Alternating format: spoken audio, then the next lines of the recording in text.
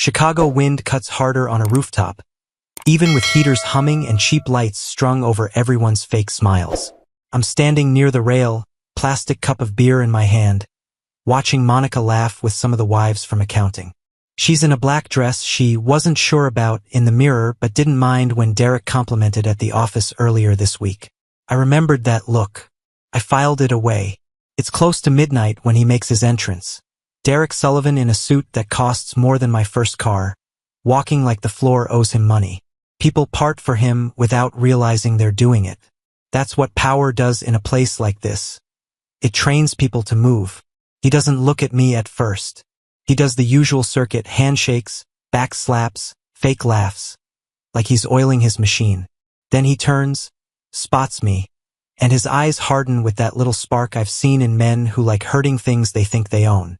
He strolls over casually, drinking in one hand, the other hand in his pocket. "David," he says, loud enough for people nearby to hear. "Are you enjoying the party?" "Yeah," I answered. "Good view." He smirks. "Best views off the edge, buddy." Then he does it. He pulls his hand from his pocket and flicks something small, dark, and lacy onto the concrete between us. Black panties. Monica's. A crisp $100 bill folded through the waistband like some kind of sick bookmark. For a second, nothing moves. The music stutters, then dies. The DJ looks over, confused. Conversations choke off mid-sentence. 30 pairs of eyes shift from the panties to Derek, to me. Derek raises his glass. "Don't wait up tonight," he says, owning the silence. "Your wife's being taken care of." There it is. The line. The setup for the scene everyone expects. The swing, the tackle, security, police, career over. I can almost feel it written on their faces. This is where the mechanic loses it. My heart slams once, hard enough that I feel it in my teeth. Heat surges up my spine, begging for somewhere to go: my fists, my voice, the nearest object I can throw. I don't give it anywhere. I study the panties for exactly one breath. I recognize the lace. I remember when I bought them for her. That used to mean something. Now they're just data. I crouch down slowly, like I'm at work inspecting damage. I peel the 100 off, smooth it between my fingers, and fold it with care, edge to edge, like it's the most serious thing in the world. I slide it into my wallet next to my ID. I don't touch the panties. When I stand up, I meet Derek's eyes. He's waiting for rage, for a scene, for proof he's the real man, because he can break another one in front of a crowd. Instead I say, calmly, "Appreciate the tip." A couple people exhale in confused half-laughs. They don't know what to do with it. Derek's smirk twitches, just for a second. He wasn't expecting that line. I look past him, not at him, and scan the crowd. Left to right. Faces, names, roles. Who heard? Who saw? Who's already pulling their phone out, pretending they're checking a message? I count silently: 1, 2, 3, 30 witnesses, give or take. I check my watch. 11:58 p.m. Friday. Downtown Chicago. Company rooftop. I brand the moment into my memory like a serial number on an engine block. Inside, the anger doesn't vanish. It doesn't cool. Crystallizes sharp, clear, stored energy. Not a bomb. A battery. I turn back to Derek and give him a small, almost bored nod. "You done?" Ask. He blinks. "That's all you got to say?" "For now." I toss my empty cup in the trash, adjust my jacket, and walk past him toward the elevator. Nobody stops me. They just move the same way they moved for him, but for a different reason. I don't look back at the panties on the ground. By the time the elevator doors close, I'm not thinking about Monica's dress, or who she's with, or what they're doing. I'm thinking about policy manuals, consent laws, bank accounts, and the simple fact that I will not be the man who swung first and thought later. They wanted a spectacle. What they got was a starting point. The drive home is all red lights and wet pavement. Chicago shining in the puddles like a city that doesn't care who just got played. My phone buzzes at a stoplight. "Monica." "Hey babe, I'm at a friend's place. Girls' night kinda happened. I'll be home late." I stare at the screen for 3 seconds. Then I type, "No problem. Have fun. Be safe." Polite. Warm. Exactly what an unsuspecting husband is supposed to say. I hit send, slide the phone back into the holder, and feel the $100 bill in my wallet like a hot coal. The apartment's dark when I step in. No heels by the door. No jacket on the hook. The faint smell of her perfume is old, left over from earlier. The place feels hollow, like a body missing a pulse. I lock the door behind me. Habit. Control the space you're in. In the kitchen, I flip on the light above the dining table. I take out my wallet, unfold the bill, and smooth it flat in the center of the wood, right under the lamp. The green catches the light. It looks innocent if you don't know the story attached to it. I pull out my phone and take 3 photos from different angles. Then I open a cloud folder I've never told Monica about, old car pics, tool lists, random receipts. I created a new subfolder, giving it a simple name, 12-09 Rooftop. I uploaded the photos.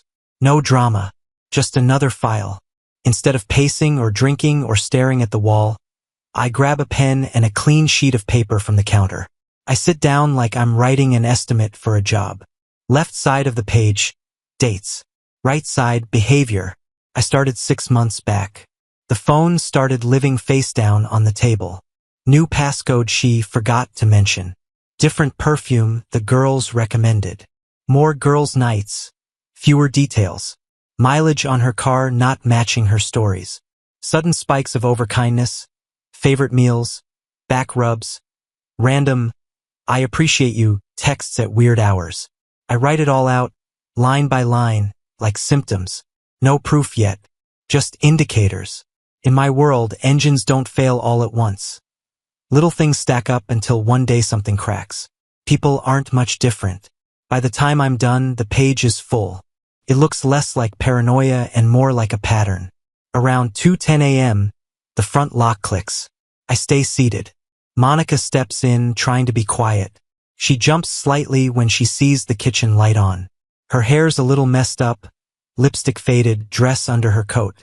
She smells like her perfume, drowned under a different, sharper scent I recognize from the office. Derek's cologne. Hey, she whispers, fake surprise. You're still up. I glance at the clock, then at her. Yeah, couldn't sleep. She moves fast, kisses my cheek, avoids my lips. Sorry, we lost track of time. Sarah's place. You know how it is. Sarah. The name goes on the page in my head, not the paper. Brand new friend. Yeah, I say. Text came through. I figured. You eat. A little. She won't look straight at the table. Her eyes flick to the side, then to the hallway. I'm gonna shower. I feel gross. Go ahead. I tell her. I'll be in bed. The shower runs longer than usual. Water pounding, fan humming. I lie on my side in the dark, eyes open, replaying the night. The rooftop, the panties, the bill, the text, the lie. The numbers all line up. When she finally slides into bed, the mattress dips. She's freshly scrubbed, but under the soap is the faint ghost of that same cologne. Stubborn and familiar to a man who works around stubborn smells for a living. She exhales, careful, like someone pretending to sleep. Within minutes, her breathing evens out for real. I stay still, staring at the ceiling. I don't shake her awake. I don't confront her. I don't ask a single question. Instead, I commit the entire night to memory. Time of text, time of door, length of shower, the lie about Sarah, the scent in the sheets. Tomorrow it all gets written down. Tonight, the war just moved from the rooftop to my dining table. Morning comes with that gray Chicago light that makes everything look honest. Monica is at the stove, acting like a commercial, eggs, toast, gentle humming. I sit at the table with my coffee and my face set to normal. You were out late, I say casual. She shrugs, fake tired. Yeah, Sarah wouldn't stop talking. You know how she is. I nod like I've known Sarah for years. Yeah, I'll have to meet her sometime. She doesn't answer that. Just slides a plate in front of me and kisses my head. I log it. Repeat of the lie, avoidant eye contact, extra affection. More data. At work, Derek walks in late, hungover arrogance all over him. He scans the shop, looking for damage. His eyes land on me. Miller, he calls. Rough night. I turn from the truck I'm checking and wipe my hands. Everyone handles things differently, I say. Some people make noise. Some people solve problems. He squints, thrown off for half a second, then smirks. As long as you know your place, we're good. Yeah, I answered. Place is important. Midday, I clip a tiny button recorder to my shirt under my jacket. Nothing dramatic, just another tool. I catch Derek in the hallway. Got a minute? Ask. I want to clear the air. Tool storage room's empty. His ego can't resist. Sure, buddy. Let's talk. The tool room smells like oil and metal and dust. Home turf for me, just another room for him. I close the door behind us. Look, I start calm. I'm not here to swing at you. I just want straight answers. How long has this been going on with Monica? He leans back against a shelf, relaxed. Being trusted with another man's humiliation feels good to him. A couple of months, he says. 3, maybe. Started casual. She was bored. You know how it is. The recorder in my jacket blinks red. What's she to you? Ask. Serious? Or just something to do? He laughs. Worth the risk. She's fun. And it's about the principle, man. Some guys are born to run the show. Some guys are background. No offense. None taken, I say. So this was about proving you're the real man. Exactly. He grins. Glad you understand. I keep my voice flat, my heartbeat loud in my ears. Good to know, I say. That's all I needed. I walk out first, leaving him in the dark, surrounded by shelves full of tools he doesn't know how to use. One of them still recording in my pocket, carrying his confession word for word. I don't go home after work. I drive until I find a quiet coffee shop with low noise and no one who knows my name. I park, sit in the car, and scroll to a number a buddy gave me a year ago when his own marriage exploded. Marcus Chun, divorce/employment law. I hit call. He answers on the second ring. Chan. My wife is sleeping with my boss, I say. I have evidence, recordings, dates, witnesses. There's a half-second of silence. Then his tone changes, all business. Can you meet tonight? Yeah. Good. Until then, you don't confront anyone. Don't threaten, don't brag. And don't gather evidence illegally. I'll text you my address. Understood. We hung up. I open my banking app, stare at the joint account. I moved $30,000 into a new personal account I set up months ago, just in case life went sideways. Not greed, not revenge. Protection. I screenshot the transfer for my records. At Marcus's office, the lights are still on. Glass door, clean lines, no nonsense. He shakes my hand and motions me to sit. Walk me through it, he says. I lay it out in order like a service report. Rooftop party, the panties and the 130 witnesses, the midnight text, the timeline on my table, the tool room confession. I place the recorder on his desk. He listens, jaw tight, eyes sharp. When I finish, he nods once. First, he says, Illinois is a single-party consent state. Your recording is legal. Second, what your boss did on that rooftop. That's not just infidelity, that's workplace misconduct, harassment, abuse of authority. Companies fire people for less. He leans forward. We run this on 2 fronts. 1, divorce. We build your case, timeline, affairs, financial protection. 2, employment. A formal complaint to HR and the board. Time so he can't clean this up before it hits. What do you need from me? Ask. Act normal, Marcus says. No outbursts, no threats. Keep documenting. Texts, lies, anything that shows pattern. Be ready for ugly when this breaks. He slides a retainer form across the desk. I read it, signed it. The pen feels heavier than it should. As I walk out into the cold night, I'm not calmer. But the chaos has borders now. I'm not just a man who got humiliated on a rooftop. I'm a man at war with a lawyer on retainer and a plan in motion. I'm at the building before sunrise.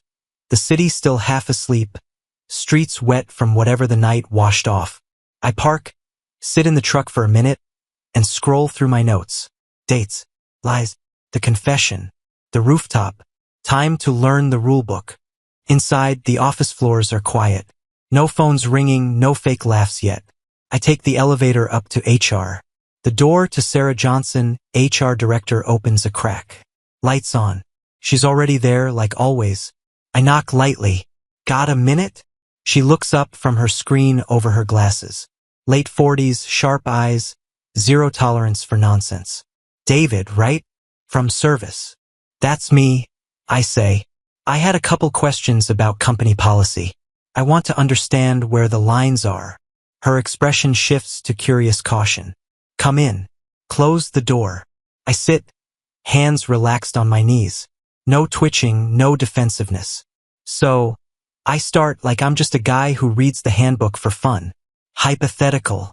How does the company handle it if a manager uses their position to pursue people connected to employees?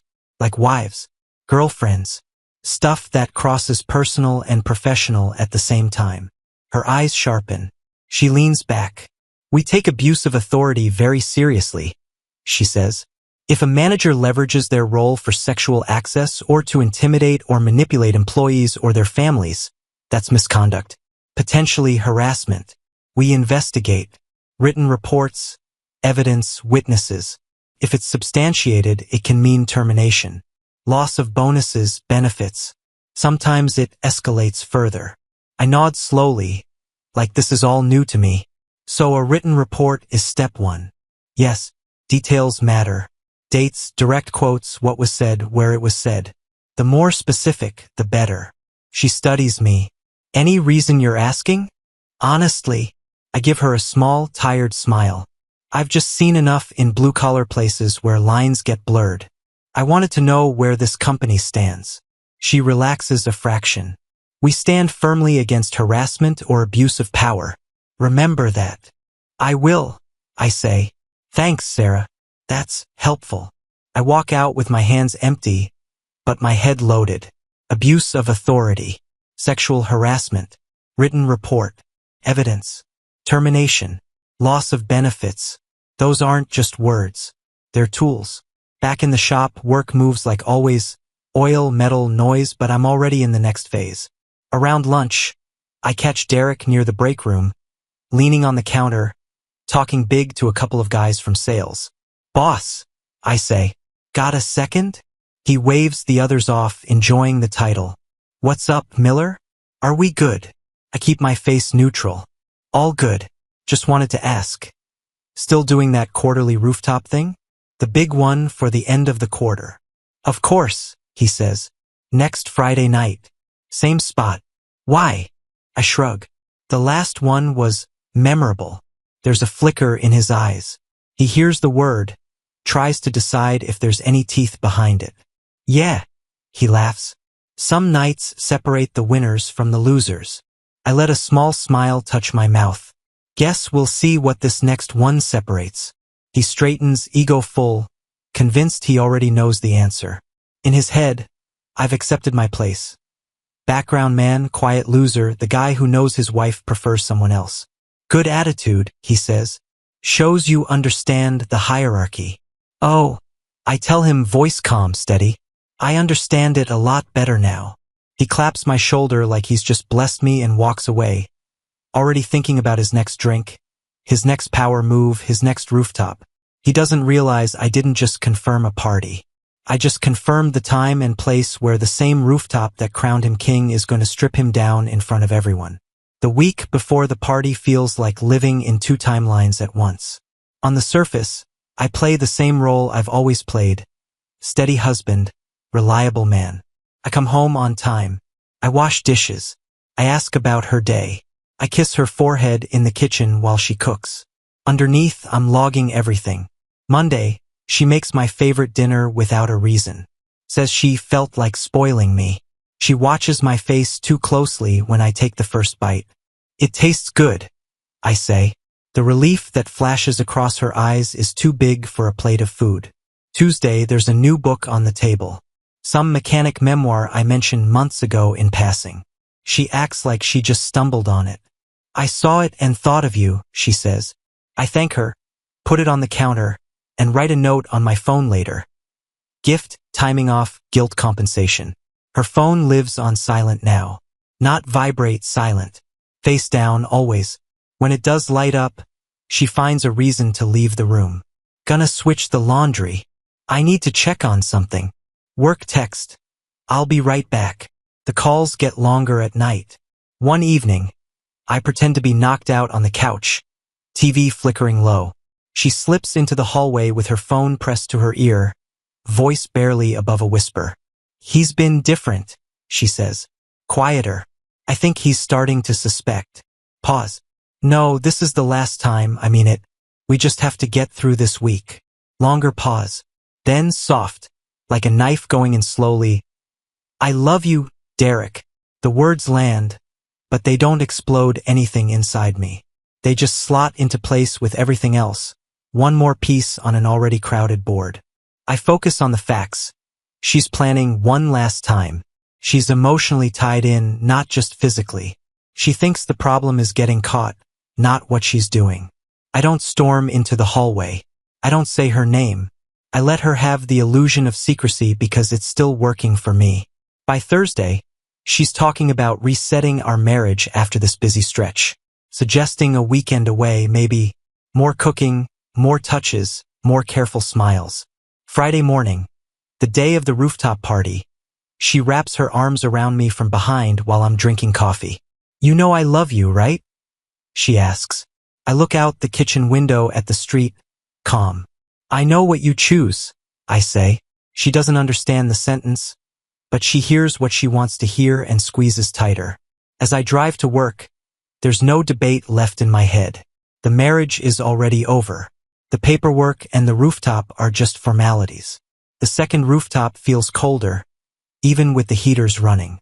Different night, same view of downtown Chicago, pretending nothing ugly ever happens under its lights. This time I came alone. Monica said she wasn't feeling well. Too sick for a party, not too sick to keep her phone close. I told her to rest. She said she was sorry. I told her there'd be a lot of that going around soon. Under my jacket, 2 recorders sit snug in the lining, both on.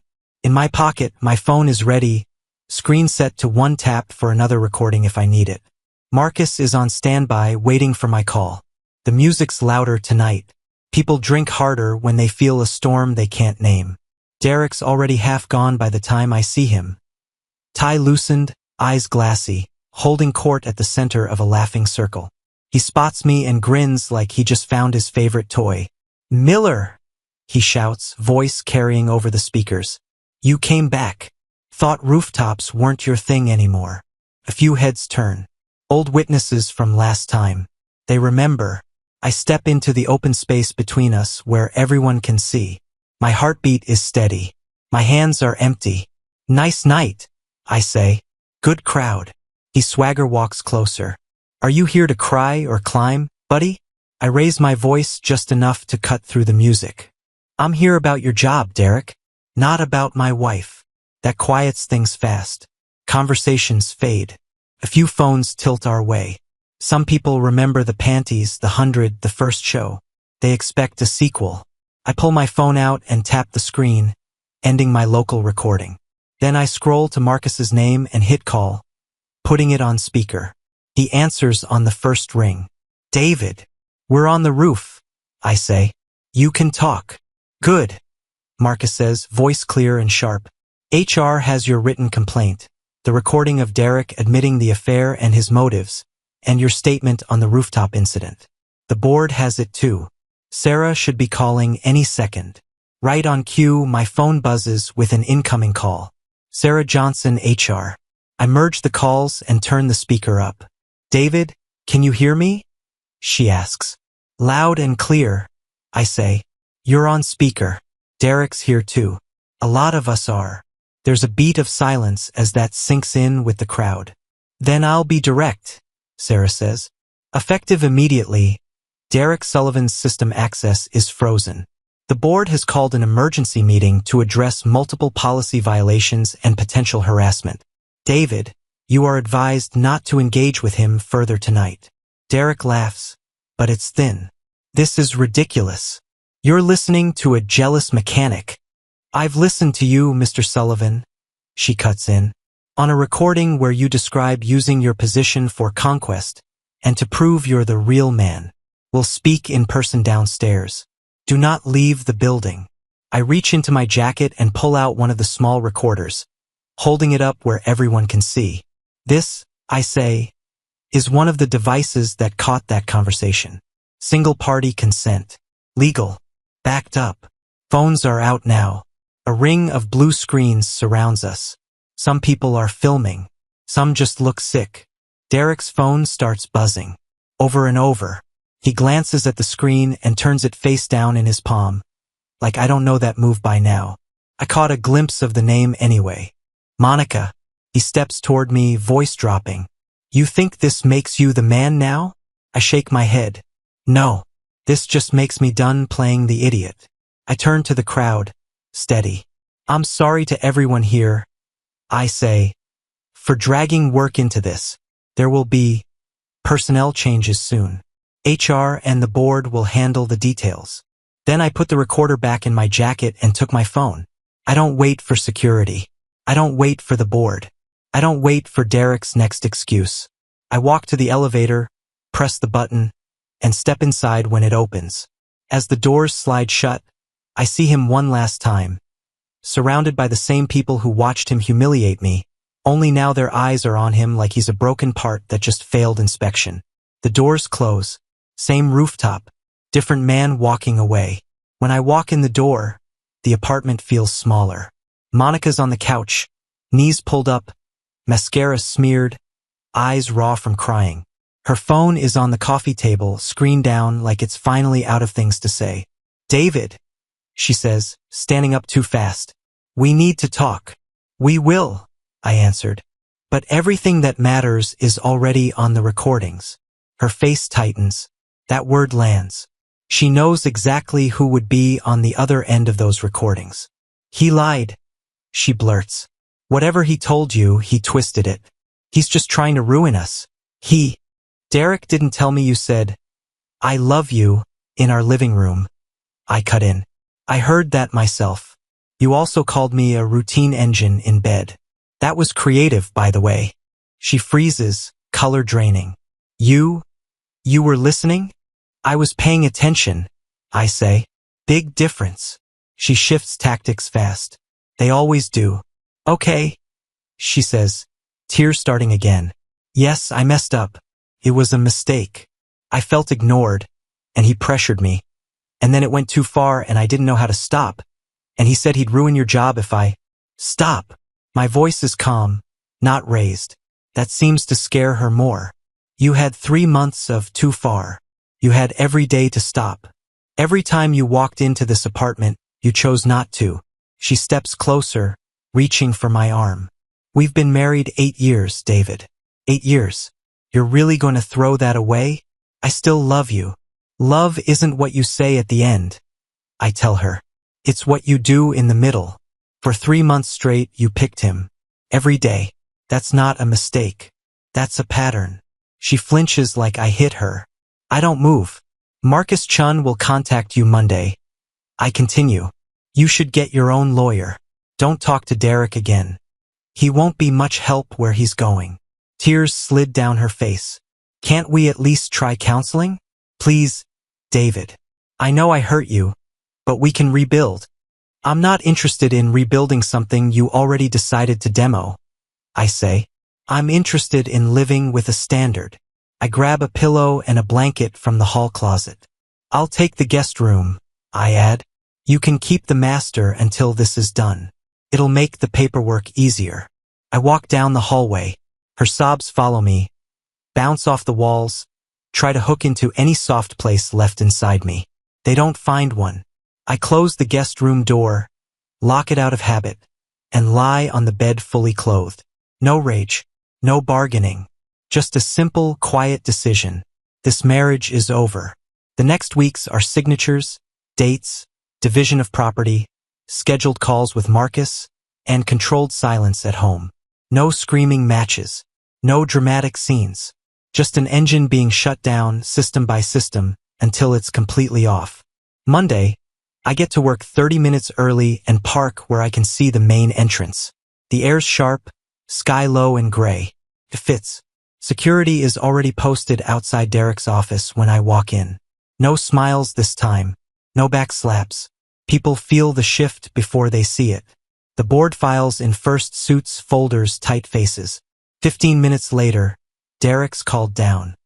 He walks past the service bay with a forced grin, trying to project confidence. He won't look at me. I don't say a word. An hour later, the door opens. Security leads him out carrying a cardboard box with his life condensed into a few objects. Picture frame, mug, a couple of plaques that won't mean anything at his next interview. His face is stuck between rage and shock. Men like him don't believe consequences are real until they're holding the box. Our eyes meet once. He's waiting for a smirk, a victory lap. I give him nothing, just a flat, uninterested look, like I'm watching a part finally fail after months of bad readings. By noon, Sarah calls me into her office. First, she says, thank you for reporting what you did. It wasn't easy, and you did it professionally. I nod. I just wanted it stopped. Well, it is. She straightens a stack of papers. The board approved Derek's termination for cause.